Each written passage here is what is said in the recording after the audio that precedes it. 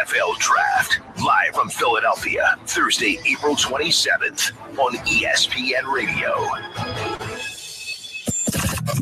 Don't miss the Sports Huddle with Eric, Sean, and Jess Bola. Every weekday morning at 9. Let the games begin. On ESPN 1220. KTIR, Pete Gerardo.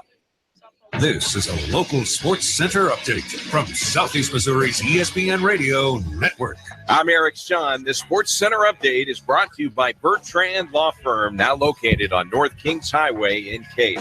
College basketball has a new men's national champion. North Carolina held off Gonzaga in the title game 71-65. That is the 6th national championship for the Tar Heels, 3rd under head coach Roy Williams.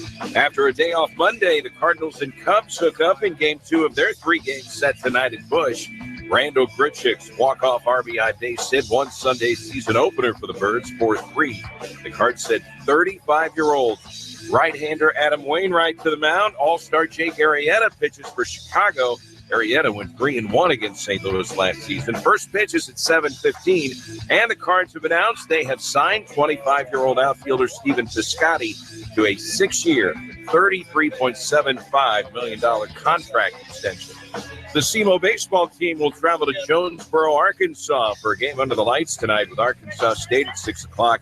Those two teams will meet again tomorrow night in Cape. We'll have radio coverage tonight at 5:45 on SEMO ESPN 92.9 FM. Get Sports Center updates every hour on Southeast Missouri's ESPN 92.9 FM and 1220 AM. The conversation has been growing about Wings Etc. See, Wings Etc. has those award-winning jumbo wings. They're popular for both dine-in and carry-out. Now, the word is getting out about Wings Etc.'s appetizer lineup. From the ultimate nachos to the deep-fried pickle spears, frankly, they're irresistible. Friends are sharing time together at Wings Etc. They've got dining rooms filled with HD TVs tuned to the best sports programming, including NFL Sunday Ticket. The people at the next table are talking about Wings Etc.'s daily half-pound lunch special, starting at just $6.49. Plus, Wings Etc. has food and drink specials throughout the week, including 59-cent wings every Monday. Plus, there's the kids menu, and Wings Etc. is family-friendly with video games in the dining room. And the whole community is excited about how Wings Etc. is locally owned and operated, and they're proud to support local athletes, their families, schools, and teams. I guess Wings Etc. is a really big deal around here. Flu season is here, but there's something else going around that can be even more contagious, and that's hope. Rite Aid is committed to spreading hope, not the flu.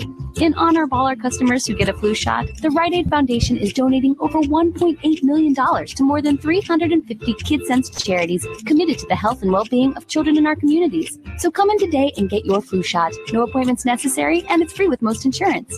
Rite Aid. With us, it's personal. Flu vaccines available while supplies last. Age restrictions apply in some states. See pharmacy for details. What makes a holiday card unforgettable? Personality. And no one makes it easier or more affordable to create a holiday card full of personality than Vistaprint.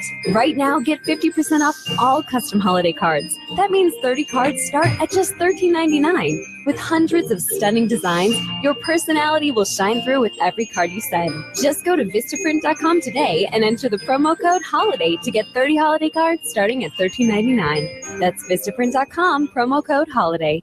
And now, your ESPN Radio Network local weather forecast. Cold front approaches late tonight. Will ramp up shower and thunderstorm chances, but today we hold on to sunshine at 73. Showers and thunderstorms expected well after midnight tonight, low 56. Showers and thunderstorms a good bet on Wednesday with a high 68. Sunshine and cooler temperatures on Thursday, readings in the mid-50s. Richard Duetta, Get the Weather Channel. You're up to date with the latest weather forecast right here on the ESPN Radio Network. This is Mike Golick for the best in local sports talk and play-by-play. It's SEMO ESPN.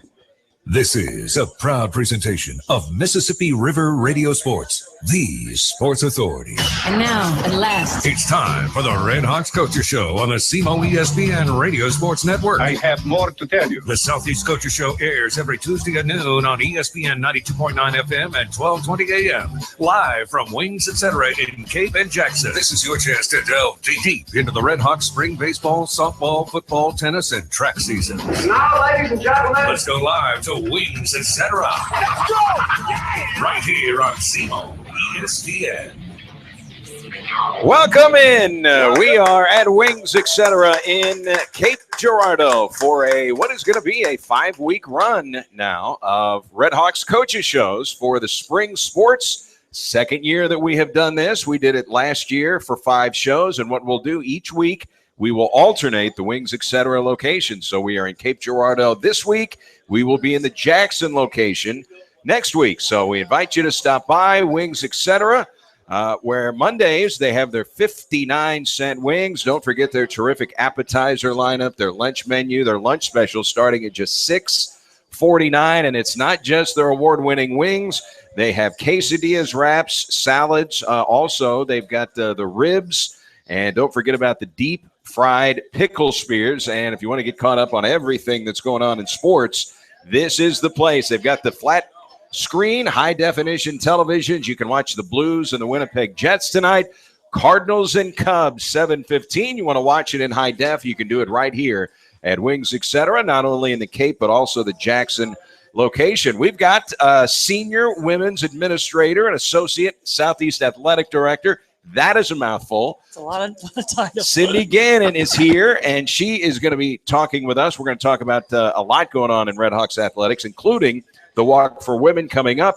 Redhawks basketball coach Rick Ray is going to join us on the heels of what turned out to be a not very exciting college basketball national championship game last night, and we'll talk with Coach Ray. Got some news coming out of the programs about a player that is not going to come back next year. What is going to be happening in the offseason with recruiting? We'll catch up with Redhawks head coach Rick Ray. That'll be in the second half of the show. But let's talk with Cindy Gannon, who now you came to Southeast Missouri State back in the 80s, right? Early 80s. Okay. Yeah. What year did you get here? I got into 82. Okay. I was a student in 82. And now you graduate in 85. 85. And then you stay at Southeast. Got master's in 87 and started coaching in 88. Now, that is a really cool, just the way that you look at it. I mean, you decided to come here to be a student, and all of a sudden it turns into a career for you, not only a coaching career, but also administrative career. It's going to be kind of neat when you look back. What are some of the highlights for you as you kind of moved your way from student into being a coach? Well, I think, you always say timing is everything, and the people you meet along your journey. And I was just blessed to have met the right people that trusted that I had the ability to do what I need to do, and they made me the volleyball coach. When we went Division I, I was actually the assistant volleyball coach under Lana Richmond for volleyball and softball. So when Southeast decided to go to Division I, the administration decided that one person shouldn't coach both of those sports. So I was in the right place, and Marvin Rosengarten was the athletic director at the time. And ironically, they made me the softball coach first, and Lana the volleyball coach. And then Rich McDuffie came in as the athletic director that fall, and he called Lana and I in. He said, "Do you want to coach softball?" And I said, "Not really." He said, "Lana, do you want to coach volleyball?" She said, "No." He said, "Well, then we'll switch." So we switched in the fall of '89. We switched sports. She recruited volleyball, and I recruited softball. We both had terrible recruiting classes that year. But then she goes on to become the winningest softball coach in school history. Yeah. You go on to win 366 matches, and you're the winningest volleyball coach in school history. So that's a cool little story. So that was a good decision, but I think that was the first decision that Rich McDuffie made when he came in as the athletic director. Was volleyball your passion? Yes. 16 years as the volleyball coach? Yes, volleyball has always been my passion. Love it, still love it. Today's National Volleyball Day, by the way. See, I knew it was. There's a lot of national days, and a lot of topics. We went over them today with Kent Kreider, and there were about 7. And I didn't hear National Volleyball Day. I saw that on 7. Facebook. It was National Volleyball Day. So what does that mean for volleyball coaches and players? And I guess you just share the passion. All right. Well, my daughter plays for the Jackson Junior High volleyball team. They just wrapped up their season, so she is a big fan of volleyball. Your highlight in the years that you coached, obviously, it's relationships with players, but 8 OVC titles. You had an undefeated season. You went to the NCAA tournament. You beat North Carolina in a match in the NCAA tournament. Talk about some of the great times before you transitioned to being an athletic director? Well, I was just very blessed. I told somebody, I said, I've never served a ball. I've never scored a point in as a coach. I mean, obviously just had some great players. And actually, it was ironic. Yes, this morning I got a text from one of my players over in Turkey. Remember, I used to have a big, strong Turkish connection. Yep. And I got a message from one of my Turkish students, and her and her husband are coming over to the States for the first time since she left SEMO, and they're coming in May and going to come back to Cape and see us. So those are the kind of things I think that are highlighted in my career, is that the relationships that I still have with my former players. And, we get together. We had a team inducted into the Hall of Fame last year, and that team got together, and it was like they had never even been apart. They were still calling each other by their nicknames, and, the relationships and the stories. And, it's just great to see what sport, particularly with Southeast Missouri State, can do to impact a student's life after they leave. And I don't think people realize the connection they have to Southeast when they leave. I mean, this is always home to them. Cindy Gannon is our guest. You are listening to the Redhawks Coaches Show. We are at Wings, etc. in Cape Girardeau, and Cindy Gannon will join us for the first half of the show. Redhawks basketball coach Rick Ray is going to join us as well. So when you hear from the students and then you get to see them, your former players, what are some of the stories? Because what we're going to talk about here with the Walk for Women, it all ties together, because these athletes came to Southeast Missouri State. They got scholarships, and it totally sculpted and molded who they were going to be when they got out into the real world and were no longer college students. What are some of the stories that you hear that are kind of inspirational as you get ready to raise more money and help some of these athletes with scholarship lives? Well, there's a lot of stories out there, and I think one of the coolest things for me is when you get those calls from your former student athletes and they say they got their big job or they got something. And I had a call from one of my former student athletes, is the youngest female to be a vice president with the Treasury in Chicago.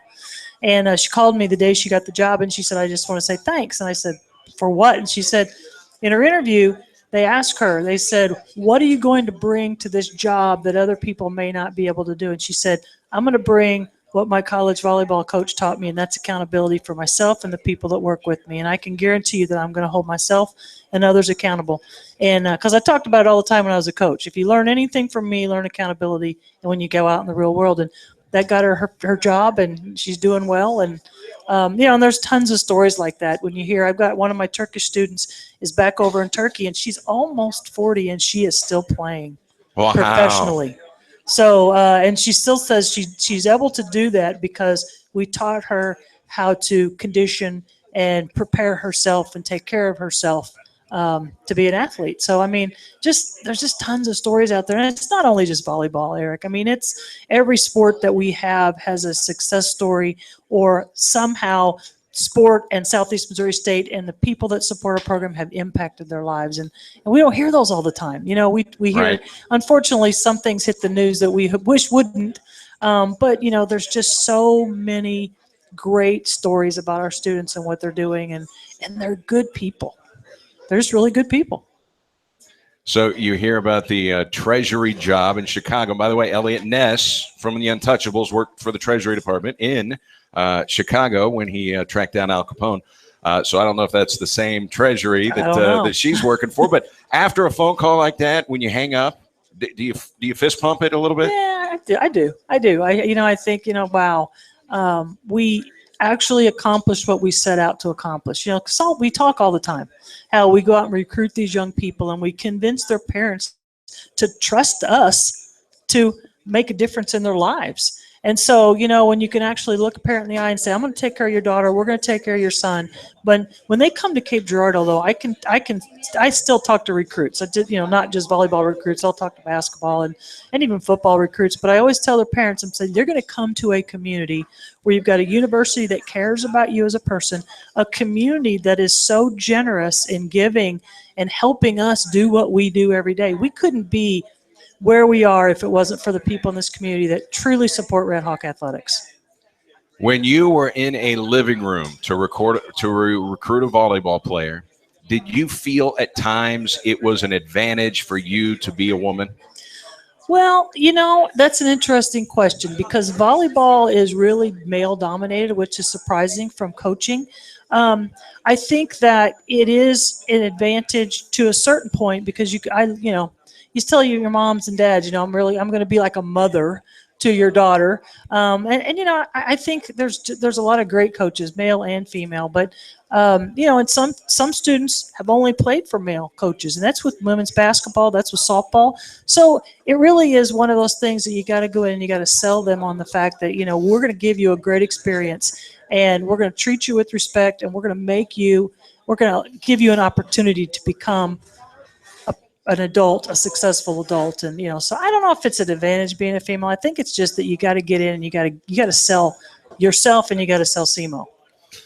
Having to deal with all of the things that are involved on a daily basis in a Division I athletic department, Title IX was installed in collegiate athletics to make sure that it was fairness throughout all of the genders and all of the sports. How tricky is it to navigate Title IX in 2017 in a Division I athletics department? Well, it's something that it's a ongoing process. You don't achieve Title IX and stop. Right. Because it's a constant evaluation. And I will say that the university has been very committed to it. We sometimes will hire a consultant to come in, just outside consultant to look at our program and make sure that what they see is what we believe that we're doing. And basically what Title IX is that we give every one of our student athletes the same opportunity, whether it be from scholarships to the way they travel, to the way we feed them, to the coaches that the level of the coaching experience that we have. So there's multiple layers to Title IX, and I certainly don't know it all. And we have a new staff member, Robert Grime. He's my buddy now. He's a Title IX guru. So he's the sharp-looking gentleman in the nice suit back there. He's our new assistant athletic director for compliance, and he and I have already had some great conversations, and we will continue to do that because he has studied that as well. So it's nice to have him on staff with us to help, because Title IX is not my job. It's not the athletic director's job. It's the university's responsibility. And so everybody has to look at it through different lenses and say, are we complying with Title IX, and have some healthy conversation about it, because every university in the country has a challenge with this, but we don't want it to become a stigma where it's, Title IX. We want to say, yeah, Title IX, we comply, and we're doing our part to make sure that we are giving all of our student athletes a great experience. Right now, Division I athletics are a tricky navigate, just universities in general, but specifically, which is where your daily walk is in Division I athletics, the budgetary constraints and now cuts from the state, and there are many more financial challenges. Just yesterday, Missouri State University cut 3 or 4 sports. I saw that. The University of Buffalo cut about 4 sports, I believe, as well, all financially constrained. It's a tricky time right now, right? It is a tricky time. And, one thing I will say about Southeast Missouri State is that we've kept our program very committed to the mission of the Ohio Valley Conference. So, we're sponsoring one sport above what the minimum requirements are. I think where some programs have gotten themselves into, when they're sponsoring 22 or 23 sports, that's a lot of sports to sponsor at the mid-major level. That's a lot of sports to sponsor at any level. So I think just ask any of the sports information people. Exactly. I can assure you. Yeah. So, but we've stayed, I think, manageable. And, what we've tried to do is that we tried to, we don't have proportionality, meaning our student athletes, our student body population doesn't reflect our student athletes. But what we do is we constantly survey for the interest and ability of our underrepresented gender, which is female. So we survey our general student population to make sure we're serving and accommodating the interest of our student body. What is the gender split for just the university enrollment body? Any idea? That's a good question. Okay. We do have it is higher female. Okay. So that's why with football, there's absolutely no way we could meet proportionality, because there's not a women's sport out there that has 100 student athletes, and Right. we'd be adding 4 new programs, which would put us up at 19, which is not manageable. Now you could put a women's football team in. You couldn't play. You couldn't play anybody. We could, but I don't think we'd. Yeah, we would. How are you who are you scheduling? I guess we'd play ourselves. All right, Cindy Gannon was the founder. Really, she was the driving force behind the Walk for Women. We are going to get into that with her when we come back. We'll take a time out. It is the Redhawks Coaches Show. We are at Wings, etc. in Cape Girardeau, and we'll be here for the next 5 weeks. We'll be in the Jackson location next week. Redhawks basketball coach Rick Ray is going to check in with us a little later on in the show. We'll get you all caught up on the Walk for Women, and please make plans to join us coming up on Saturday. We'll be back to Wings in a moment. It's the Redhawks Coaches Show on SEMO ESPN. Been growing about Wings, etc. See, Wings, etc. has those award-winning jumbo wings. They're popular for both dine-in and carry-out. Now, the word is getting out about Wings, etc.'s appetizer lineup.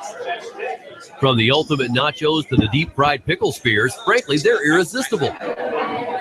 Friends are sharing time together at Wings, etc. They've got dining rooms filled with HD TVs tuned to the best sports programming, including NFL Sunday Ticket.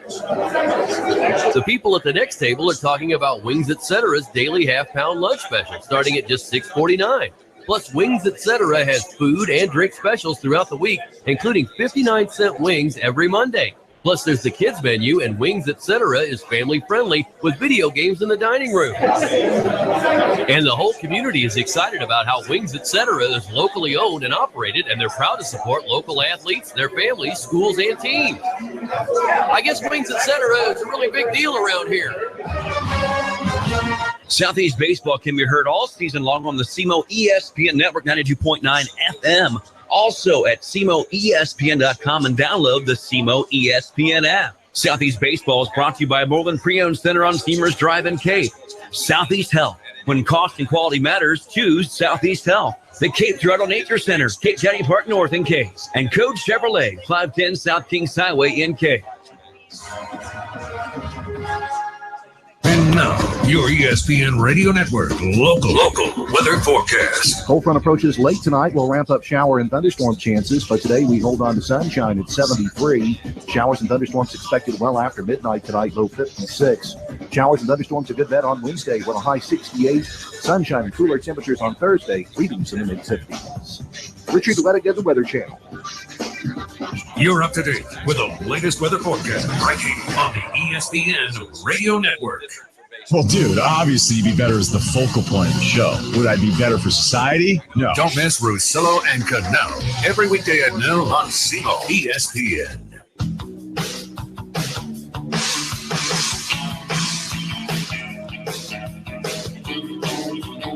Welcome back to Wings, etc. It is the Redhawks Coaches Show, Spring Edition. And we're in the Cape Girardeau location of Wings, etc., where we invite you. You want to watch some Cardinal baseball tonight. They will have it on multiple screens in high definition. They'll throw the first pitch tonight at 7:15. If you would like to keep one eye on the Blues and one eye on the Cardinals, we got you covered here at Wings, etc. Blues and the Jets, Winnipeg will be at Scott Trade Center. That will be a 7:15 face-off, and they'll have plenty of televisions turned to the St. Louis Blues, so you can catch it all tonight right here at Wings, etc. Cindy Gannon is our guest, and she is the Associate Senior Athletics Director at Southeast Missouri State, Senior Women Administrator at Southeast Missouri State. Did I forget any titles on that? We got them all, right? Got it all. All right. The Walk for Women is now in year number 10. Does it seem like it has been 10 years? And tell us about the origin of the Walk for Women. Well, I can't believe it's the 10th year. I mean, I woke up this morning and I thought it has absolutely been 10 years. I can't believe it's been 10 years. You know, this doesn't seem like it's been 12 years since you've been a volleyball coach. Well, no, it doesn't actually. It's crazy. But the walk started. There was a group of women that came on actually to talk about Title IX. And they gave me a name of a woman who had started this walk at another university. And so I called her and I said, hey, can you help me out and tell me a little bit about it? So anyway, long story short, I made a presentation to, first at the time was Don Caverman, the athletic director. And I said, Don, I really think we should start this event. And he said, well, we need a little seed money. And I said, well, I know we do, but he said, well, you're going to have to make this presentation to the booster board at the time, which now is Redhawk Club. Yeah. And so I said, fine. So threw a PowerPoint together, went in and had, I think there was Jim Limbaugh was on there, Jackie Griffith, Janet Issachar, a lot of the charter members of that group. And I made this presentation. I remember Jim Limbaugh said, well, how much you need? Let's do it. And so, they planted that seed in our seed money in, and to get us off the ground, I had these folks come in and teach me how to do it, how to set up the organization. And they said the key to this walk is to find a strong honorary chair your first year who can sell this with you and walk this journey with you to get this started. So Kim Mothershead was my pick. She was a former board of regent, very active in the community, knew a ton of people. And so I took Kim to lunch. She knew everybody. She knew everyone. Yeah. But she took Kim to lunch. I'll never forget socials. Sat down. They didn't have wings, so I would have been at Wings if they'd had wings. But Joe Hobbs just poked his head out of his conversation when he heard that. Okay. Yeah. But I remember sitting there, and I handed a packet to her, and I said, I want to do this, and I need your help. And she said, let's do it. And so that's how it started. So first year, got off, and it was a little bit of a slow start. But I tell you what, I formed a group of women we call our strike force. And there's a group of about 8 women who have been with me for 10 years. Right. And they just are really the backbone of this event, because I actually got a message from one of them when I was coming in, and she was actually Laurel Atkinson with American Family Insurance. She sent a message to me on Facebook and thanked me because of all the amazing women that she's been able to meet through this event. So it makes me feel good to know that it's not just been about us asking the community, but us somehow giving a little bit back to the community as well. And so far now, just for all the money that is raised, everyone hears the Walk for Women. This is not strictly to raise money for women's athletic scholarships. You're raising money for athletic scholarships. Right. And we get back to Title IX. It really would not be legal for me just to raise money and give it all to the women. So, we disperse this out equitably, and it benefits our men and our women. And it goes in our our athletic scholarship fund every year. We've built up a pot of money because this year I would love for us to hit 400,000, but that's a little lofty. But we'll be very close. So as of now, the counter that is on the website, $320,525. Right. And then if you scroll down to the bottom, you'll see how much we've raised to date. And that's with everybody. It's right on the black. Go down a little bit further.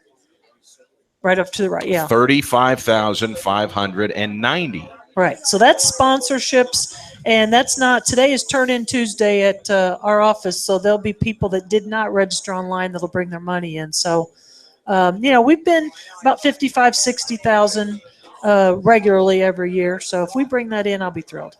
All right. Now, when you talk about the General Athletic Fund, is that the same fund that, say, SEMO has to go play a money football game, and they're going to go to the University of Missouri and play the Tigers, and they'll get a check for that does not go to the football program. It goes to the General Athletic Fund. Same fund? No. Different scholarships fund. Okay. Fund. Scholarships are different. I got you. We got an athletics fund that funds our operations, and then we've got a scholarship account that we have. This money actually stays within the foundation. There's a separate Walk for Women Foundation account. Great. That we keep that money in, and we protect that money so that, at the end of the day, we tell people it goes for scholarships. It goes for scholarships.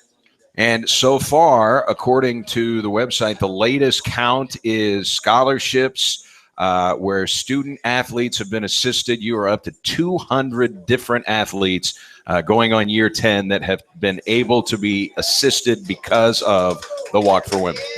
Yes. And one other thing I think that's very impressive about this is that, we have coaches do the recruiting, but then they'll come in and they'll go, you know what? I got a really special athlete that just what we were talking about on the break, so-and-so is going to give me this amount of money, and this is all I have in my scholarship budget. And so we're able, with this fund, we're able to do some of those special requests. I know Coach Heather Nelson came in last year when she had her great Esme Gonzalez was there, and she said, I gotta get Esme, and I said, what's it going to take? And she told me, and I said, let's do it. So that is probably her name is Esmeralda Gonzalez, one of the great names on campus right now. Yeah, right? 5'3" and dynamite. And was a national high school soccer scoring champ, I believe. Yes, right? she holds the record for high school scoring and with boys and girls. So she was a big recruit for Coach Nelson. And when Coach Nelson said she needed money, I said, well, let's don't mess around. Let's go get her. And so you were able to bring her in. See, those are the stories that I think kind of give people a little bit more inspiration. Now, this year's Walk for Women has a little different theme to it, right? Yeah, well, this year we came up with who you walk for. Because since it is women's driven as far as walking for women, we just wanted to say who you walk for. And it's really cool because on our webpage, on our Facebook page, we've got the 10th annual Walk for Women.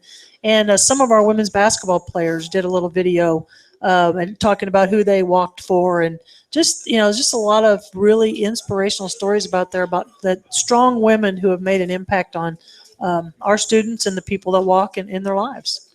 So tell us what the scene is when everybody decides they are showing up on Saturday. Tell us what time check-in is, when people get there, and just exactly what to expect for people that may not have been a part of this walk in the past. Well, we do have a website. It's walkforwomen.cmo.edu, and you can sign up. There's teams that have formed, but you can sign up as an individual.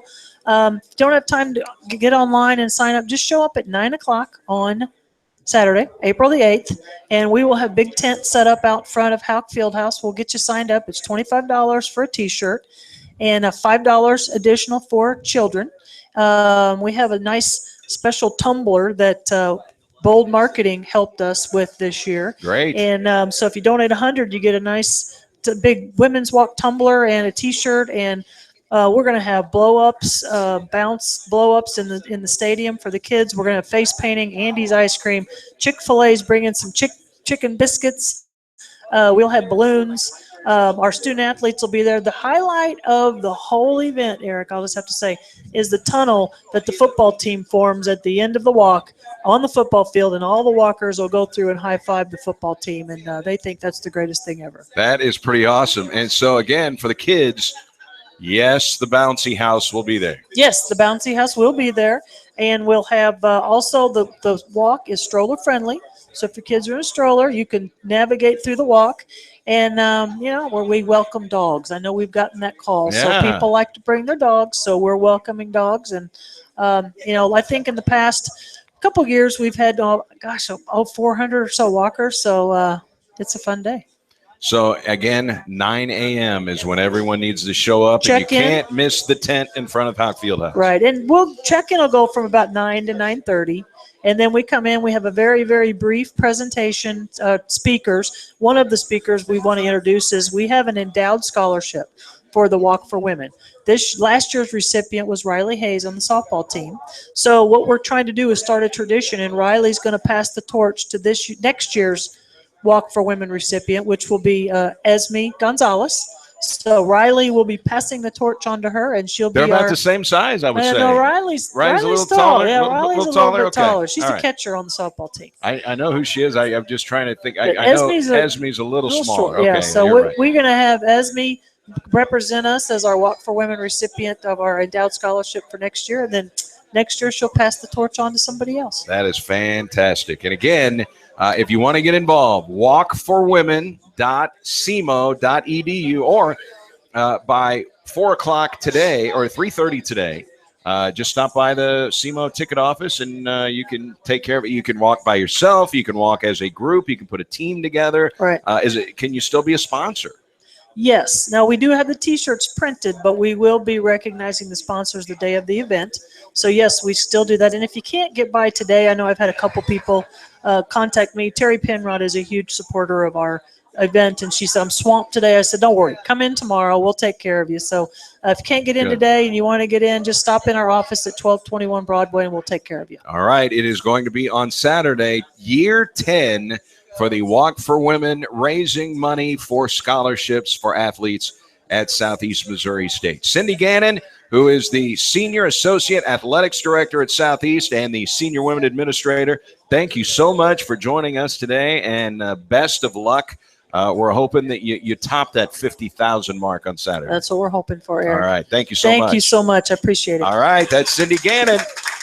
Coach Rick Ray is in the house. We'll talk a little college basketball with the Redhawks head coach. What did he think of that national championship game last night? And get you caught up on everything going on in Redhawks basketball. That is straight ahead. We're at Wings Etc. in Cape Girardeau, our first edition of a 5-week run here in the spring for the Redhawks Coaches Show on SEMO ESPN. Thank you. Great job. You're a pro. Winning jumbo wings. They're popular for both dine-in and carry-out. Now the word is getting out about Wings Etc.'s appetizer lineup. From the ultimate nachos to the deep-fried pickle spears, frankly, they're irresistible. Friends are sharing time together at Wings Etc. They've got dining rooms filled with HD TVs tuned to the best sports programming, including NFL Sunday Ticket. The people at the next table are talking about Wings Etc.'s daily half-pound lunch special, starting at just $6.49.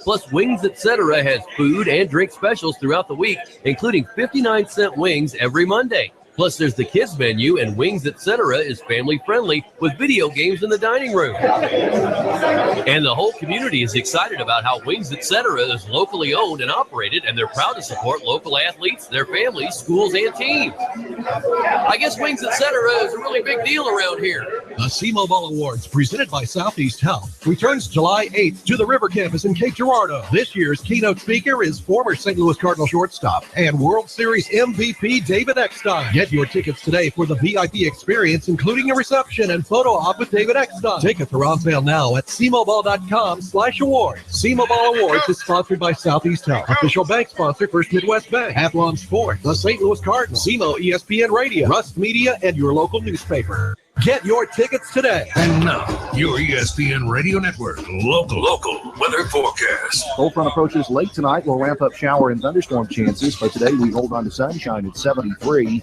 Showers and thunderstorms expected well after midnight tonight, low 56. Showers and thunderstorms a good bet on Wednesday with a high 68. Sunshine and clear temperatures on Thursday, readings in the mid-50s. Richard Duetta, Good Weather Channel.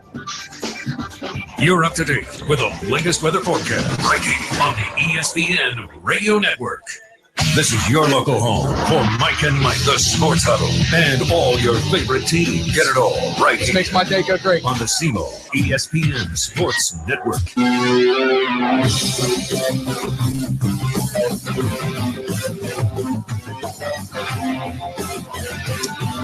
It is the Redhawks Coaches Show, live from Wings Etc. in Cape Girardeau, where they have their full menu. If you love their award-winning wings, then we can hook you up there. But if you want to diversify your menu, they have you covered. And we're including their freshly made burgers, their wraps, their subs.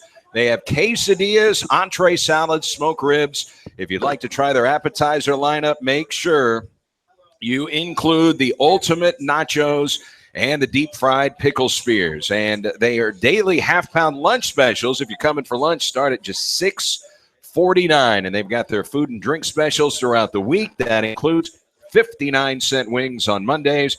And don't forget, Cardinal baseball, Blues hockey, it all is underway tonight. And they'll have plenty of coverage on the high-def flat screens here. If you want to watch Cardinals and Cubs, if you want to watch Blues and Jets, you can do that tonight here at Wings. We are in the Cape location. Next week, we will be in the Jackson location Tuesday at 12 noon. So we want to bring you up to date on that. Redhawks basketball coach Rick Ray is here. Now, you, how many miles have you logged so far? I mean, you have been recruiting. You have probably had to reintroduce yourself to your coaching staff and your family, right? Yeah, I went an extensive, man. It was supposed to be a 3-day excursion on a recruiting trail, and it turned into a 2.5-week excursion on a recruiting trail without coming back home. So from 3 days to 2.5 weeks. Yeah, so I'm actually in coin-operated laundromats trying to rewash the same clothes over and over again for those 3 days. So it became a situation where, you know, I had to call my wife and ask, like, hey, how do I wash this? What do I have to do this and that? So she found it quite comical that I had no idea of how to wash and dry things. So, and my staff, I was kind of dog cussing them some of the times when I'm in the laundromat getting coins about, like, hey, what are we doing here? But when it was all said and done, the quality of potential student athletes that I went out and saw really make the trip beneficial. Well, the good news is most of the hotels you stay in now have laundromats on some of the floors. But when you're out during the season and you're on the road and you need something washed, you've got multiple team managers that handle that kind of stuff. Yeah, but I don't think part of the job description would be like washing my unmentionables. So like we don't want to put that on them at all. So, but usually I'm prepared for those trips, so that was not a problem. All right, there are a lot of coaches that will be at the Final Four. But that is certainly prime recruiting time, so some coaches are not available to go to the Final Four. Were you able to watch the game last night? Well, I tell you, actually, the Final Four period is a dead period. And they do that on purpose so that everybody can go to the NABC convention, which is the National Association of Basketball Coaches. So during that time when the Final Four is actually ongoing, there is no recruiting. It's a dead period, so everybody can go there. I chose not to go. I kind of regretted it because we found out that Antonius Cleveland was ended up being in the dunk competition, but I had already made arrangements not to go. Because it used to be before that we could just go anywhere at that point in time. But now my older son, Deacon, is in school. And so Deacon is in school now. So, like, I didn't want to spend that time with my family. And we had a great family time. But, I always thought, like, I was joking with my wife that he's in kindergarten now. And I really agree with her that those 2 days that he might miss in kindergarten would stunt his educational growth for the rest of his life. Hey, so Ray, could flaw him as a student, right? So, but we chose to stay here in Cape, and it was actually the weather was nice, so we spent a lot of time at the parks and kind of hung out. But it would send a message that he doesn't take anything in his academic career seriously. Yeah, for a long time there. So we don't want to send the wrong message. So you were able to watch the game last night? Yes, sir, I was. What were your first impressions? Mine was, that's some bad basketball we watched last night. Well, I was texting with our recruits, and we always had picks like who you think was going to win, and so I was always curious to get their thoughts. And I told them before that I thought Gonzaga's first 5 personnel and maybe their first 6 personnel was actually better than North Carolina. But I thought that Gonzaga would get in foul trouble trying to guard their front line. If North Carolina got in foul trouble, they could sustain that foul trouble because they're so deep. They're used to playing 10 guys, where Gonzaga is probably not used to playing those guys. So I thought the foul trouble that Gonzaga would get in would really hurt them, and that ended up being the case. Well, that was the case last night. I think there were a lot of people today that were a little let's say Twitter kind of blew up last night because there were a lot of people that were a little disgusted with the amount of whistles that we saw last night. That there were so many people in foul trouble, 44 fouls, and no one claims that it was one-sided because there were 22 fouls called on each team. You're talking about 52 free throws. I think that put a sour taste in a lot of people that kind of tuned in to watch a really good basketball game. Well, I think with the mistake that you can have here is that you have your casual basketball fan that maybe is not a huge college basketball fan, and they're tuning in to see the national championship basketball game, and you've got a chance now to attract that person for them to become a college basketball fan for the rest of their life off that impression of that game. And so I think what ends up happening is now a casual fan watches that game and there's I haven't been missing out on anything. This is what college basketball is about. So, but you also, from a refereeing standpoint, they're trying to clean up the game to make it more free flowing. And in order to do that, to make it free flowing, they got to blow the whistle. So it's like a catch-22. You want to clean up the game and make it free flowing, you got to call those calls because they want it to be where you don't have all this contact going on. And this is a really unusual case because most people don't throw the ball in the post to score now. And so now you've got 2 teams where their thrust is throw the ball into the post because they've got a first-round draft pick, a lottery pick on each team. So I just think this is kind of a little bit of an anomaly that you had so many fouls called in the championship game because you have 2 teams where they want to throw the ball in the post and they have guys that are good enough to throw the ball into the post and score. I think a lot of people were just a little disappointed that they got to see Zach Collins for 14 minutes and he's fouled out of the game. Well, you say that name and my wife, she says, that's your new man crush. I get a new man crush about every 2 years about a guy in college basketball. And Zach Collins is my new man crush. He's the most efficient college basketball player per minute. And he doesn't play a lot. His only he comes problem, off the bench. Yes, he comes off the bench. He plays somewhere between 15 and 20 minutes a game, and I just think that he is outstanding. That there's nothing on the court that he can't do, and he plays with such a ferocity. And he's not the strongest guy, but he plays that way. His only problem is if he played 40 minutes per game, he would average 6.7 fouls per game. So that's what his deal is. But other than that, he's the most efficient college basketball player in the nation per minute. I just love him. And, I don't think that he'll ever play another minute of college basketball, unfortunately, but he could make that decision to come back and get some more experience. But who knows? But I just think he's a phenomenal player. I was a little surprised. Now, Kennedy Meeks is a terrific post player for North Carolina, but Shemek Karnowski last night, 1 for 8.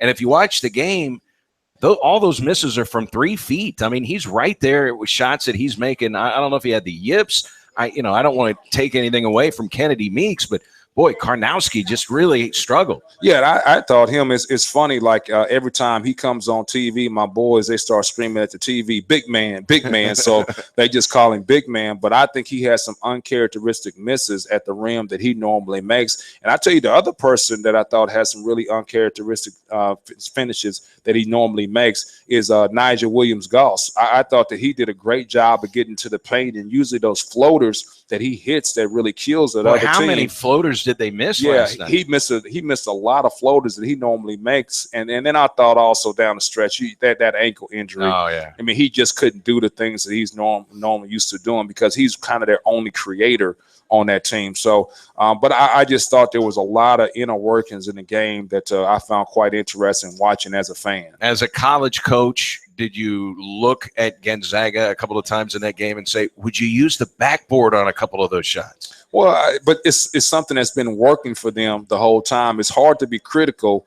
because they're playing in the national championship game. So it's not like, hey, they've been screwing up the whole time. So I think it's something that's been working for them throughout the time. So it's hard to fault, what's been working for you. As a guy who has seen basketball in the power conference, as a guy who's seen basketball at the mid-major level, were you rooting a little bit more for the – you can make an argument if Gonzaga is mid-major, but they play in a mid-major conference. Yeah, I mean, I think this is the first time that a WCC team has been there since in San Francisco, where 56. Bill Russell was there. So, they're in a mid-major. Yeah, they're in a mid-major conference, but Gonzaga is not a mid-major program. Right.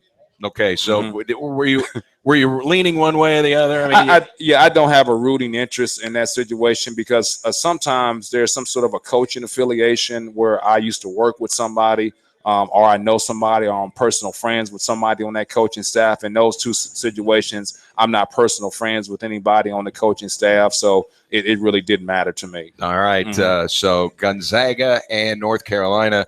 But certainly not a greatly played game. I mean, you're talking about North Carolina shot 31% for the game, and they were 4 of 27 from three-point range, and then they still won the national championship. Yeah, I mean, in North Carolina, obviously, is not a great shooting team. That's one thing that's always kind of been a knock against them. But you don't have to be a great shooting team when you're getting into the post constantly. 36% correction for North Carolina. But the one big difference, I would say, North Carolina turned it over four times versus 14 for Gonzaga. So that led to 14 more field goal attempts from the floor in the game for North Carolina. And they dominated the Zags in the post. I don't know that everybody thought that would happen. Points in the paint. North Carolina 40, Gonzaga 18. Yeah, and I thought that was a huge difference. And, some of those misses that you were talking about with Karnowski, they end up playing a role in those points. All right, Red Hawk men's basketball. There was a release from the athletics department yesterday. One of the guys who has been in this program for a couple of years, Joel Angus, it was announced that he will not be coming back for his senior season. He will graduate from Southeast and get to walk and get his degree. And there is an NCAA regulation installed a few years ago that allows someone to get a graduate degree and then move on without the penalty of having to sit a year. And it looks like Joel is going to take advantage of that. Yeah, obviously, the first thing is I think Joel has been an outstanding steward for our program. He's about as good as a person that you can ever come around. He just done everything he's supposed to do for us on and off the court, and just really happy that he's going to be able to graduate from Southeast Missouri State. He's going to take advantage of that loophole in college basketball. It allows you to graduate and move on and pursue a graduate degree of a different program elsewhere. So, we wish Joel the best, and I think he's really going to pursue something not only in that degree area, but also closer to home. It was also announced that a guy that you had signed to a letter of intent, he is a big man too, Olawale Odafin, and I don't know if I got that close. I know you guys called him Wally. That you guys had went ahead and granted him his release from his national letter of intent. So there's a big man that you thought was coming here that is not going to be coming. Yeah, and we were prepared for that for quite some time now. It's just now getting released. Obviously, we have Justin Carpenter coming into our program. And I was actually talking with Justin Carpenter yesterday, and I said, I hope you're doing the most important thing while you're watching the national championship game. He said, what's that, Coach? I said, eating. We want you filling up on wings and pizza. And so he's trying to get bigger and stronger. Quesadillas, wraps. Yes, right. So we're trying to, make sure that we get some weight on him. And I'm really excited about him. They lost in the state championship game for Class AA there. So we've got him coming in. So now we just got to go out and find us a guy who fits into our program that can help us. Because the thing that I want to make sure that we're doing is continue to move forward. Because I think we got some really special young players in our program. And so now if we can surround those guys with the right pieces, the guys that we have already in the program could be the foundation of a very good team, but they just need some help around them. And so I think it's a really fortunate situation where you can come into our program and you don't have to be the man. We already got those guys in our program with Denzel Mahoney, and then also with Taj, and then also, Ray Kowalski, the guys coming back into the program. We returned so many guys. So if we can find the right pieces, then I think we got a chance to move this program forward. So when a Red Hawk fan sees, okay, the guy we expected to be in the post and put Trey Kellum-like numbers up, Joel Angus, and then another big man that you were recruiting, neither of those two guys are going to be here, then the immediate first question is, what's going on in the post next year? Well, to me, the one thing that you got to understand in college basketball with the way things are, me and Joel, we had this conversation when he first got injured about what his plans are. You got to get the elephant out of the room. And the only thing I asked him to do is just make sure he's honest with me about what he wants to do. And he did that. So he did his obligation. So then, if you're going to be a head coach in Division I college basketball, you got to be prepared. You got to be prepared if a young man leaves your program. You got to be prepared if a guy injures. You got to be prepared if you lose an assistant coach to Missouri or someplace like that. You've always got to be prepared. So to me, the worst thing that we can come to is something catches us off surprise and we're not prepared. And so that's one of the big reasons that I've been on this recruiting trail, just making sure that we bring in the right guys in the program. So I'm confident that we're going to find the right guys, and I'm confident that we already have the right guys. So in other words, hopefully before the season gets into swing next year, before practice starts, you'll be announcing that, hey, we probably have a big man or two. Yeah, and we already have that with Justin Carpenter. We expect him to be an integral part of our program. Will he have the impact that Denzel Mahoney had or Taj had? We don't know that. But when I signed him, I thought that he could be a guy who's going to be an all OVC player. Now, the only thing that prevents him from being an all OVC player right away is the physicality and the speed of the game that he will have to adjust to right away. But I think sometime in Justin Carpenter's career, just like I said previously when I was talking about Denzel Mahoney and Taj and Ray Kowalski, that these guys have a chance to be all OVC players. And I feel the same way with Justin Carpenter. Well, Denzel Mahoney was named an all-OVC player. You had one player that was named all-OVC prior to last year. That was Antonius Cleveland. There was a very competitive online voting scenario for this Dark Horse Dunker competition. And at the last minute, a surge from SEMO fans vaulted Antonius Cleveland into the winner's bracket. And so then he was on the center stage, ESPN. I talked to him the other day at the baseball game. He was out there.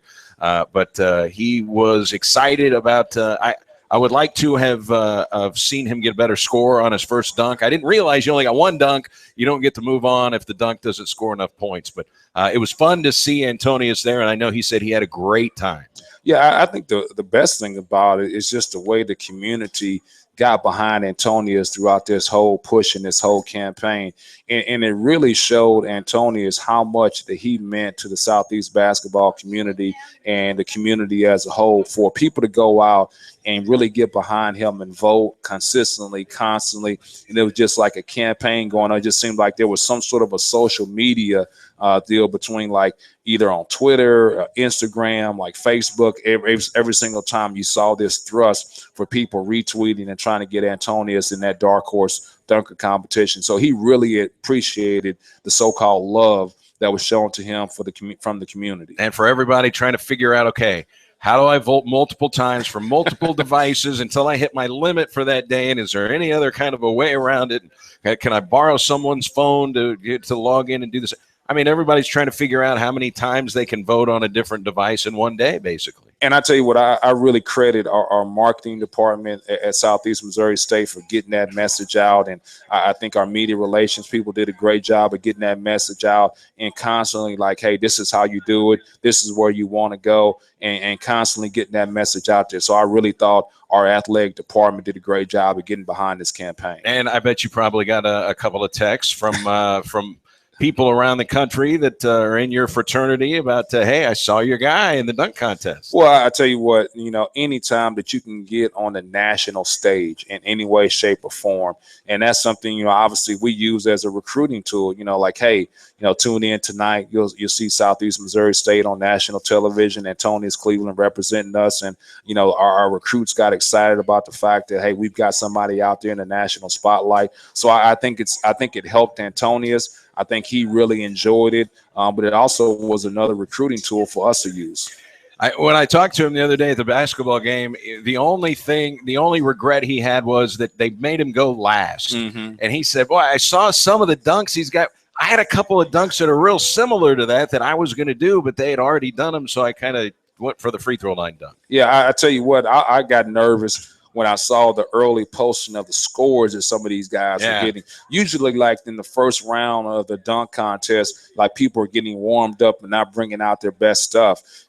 Some of these guys, the first 7 that went before him, they really seemed like they brought out their best dunk, from the beginning, so they have the opportunity to move on. So, I saw some of those high scores in the first 4 or 5 dunks, and I got nervous for Antonius. So, I thought obviously the dunk that he did was like, people say, I like that. I was like, you do you it. Go try it. Right. right. He was just inside the free throw line. That is not an easy dunk. And I think that first it was Dr. J and the old ABA slam dunk, and then Michael Jordan made that dunk very famous. All right.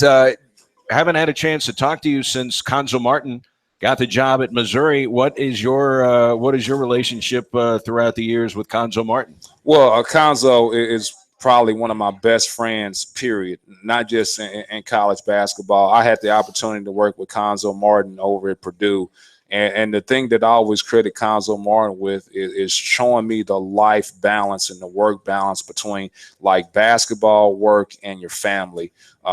He was a guy who worked extremely hard, but he knew how to leave that work there, and then when he got home to his family, like, really be around his family. I just think that he really taught me that, because I would bring my work home with me, and so that was obviously frustrating to my wife.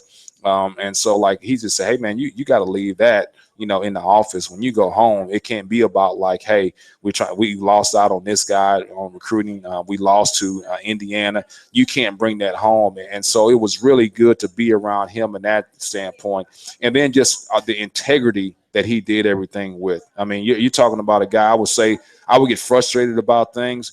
And then he would say to me, he said, hey, man, I made it out of projects at East St. Louis and I beat cancer. He said, so if we lose to Indiana, excuse me if I don't, get too down about it. So he was just good really perspective. Yeah, he just really a great person. So I'm really happy for him to be back into the Midwest. I know I've already been in discussions with him about us getting together and talking basketball and sharing ideas. And my wife and his wife are really good friends. But you don't like to play your friends. No. So in other words, now you don't want a Missouri State game. You don't want a Mizzou game, right? Yeah, and it's weird the fact that, like, all three of us that were at staff together at Purdue, myself, Paul Lusk at Missouri State, and then Conzo Martin, who's obviously at Mizzou, all of us in the state of Missouri as head basketball coaches, and just goes to show you, like, what type of talent that Matt Painter is bringing into his program, and then the tree that he has, because now you had a situation where Jack Owens, who was his assistant and associate head coach, just got the head coaching job at Miami of Ohio.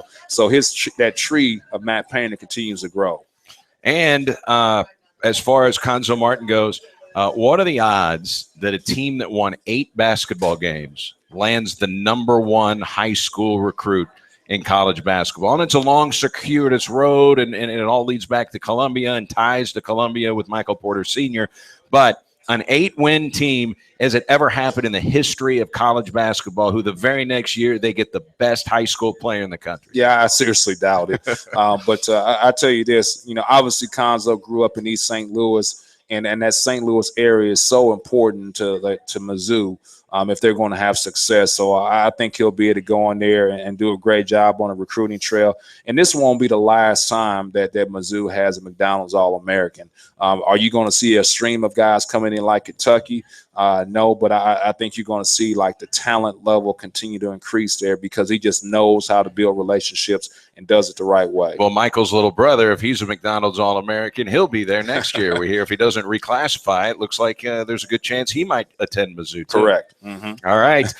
We want to remind everybody, got some SEMO tennis action. Have you ever been following this story about the Redhawks tennis team? They went 1-19 last year, 1-19, winless in the OVC, dead last. Well, they have went from 1 win to 12 wins. They are red hot right now. They are 12-4. They're second place in the OVC at 4-1. They are hosting first place UT Martin today. It's going to be at 2:00, and you can come out to the Red Hawk Tennis Center, the tennis complex, Sprague and Bertling, right across from the softball field. Free admission to root on the tennis team. You guys had a great turnaround from last year, 5 wins to 15 wins. That's a big turnaround.